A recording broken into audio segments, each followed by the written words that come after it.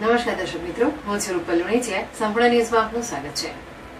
ડીસા તાલુકાના થેરવાડા ગામના અર્બુદા નગરમાં આવેલા ગોગા મહારાજના મંદિરના દિવસના સમયે ચોરી થઈ છે. મંદિરમાંથી ચાંદીની મૂર્તિઓ અને રોકડ રકમની ચોરી થઈ છે. મંદિરની દેખરેખ રાખતા પ્રકાશભાઈ, વિનોદભાઈ અને રમેશભાઈ ચૌધરીએ જણાવ્યું હતું કે સવારે 9 વાગે પૂજા અર્ચના અને સમયે બધું બરાબર હતું. બપોરે જ્યારે તેઓ મંદિરે પરત ફર્યા ત્યારે ચોરી થયાનું જાણવા મળ્યું હતું. ચોરોએ 1 કિલોની ચાંદીની ગોગા મહારાજની 76 નાગની મૂર્તિ અને 1 કિલો જેટલા 13 નાના મોટા ચાંદીના 76 ચોરી લીધા છે. આ ઉપરાંત મંદિરમાંથી 5000 રૂપિયાની રોકડ રકમ પણ ચોરાઈ છે.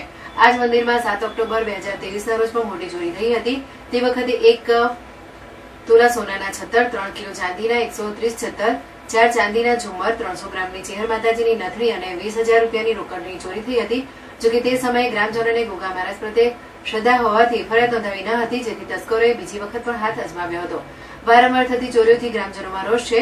ડીસા તાલુકા પોલીસે ઘટના સ્થળની મુલાકાત લીધી હતી અને ફરિયાદ નોંધી તપાસ શરૂ કરી છે. ગ્રામજનોએ ચોરોને તાત્કાલિક પકડવાની માંગણી કરી છે.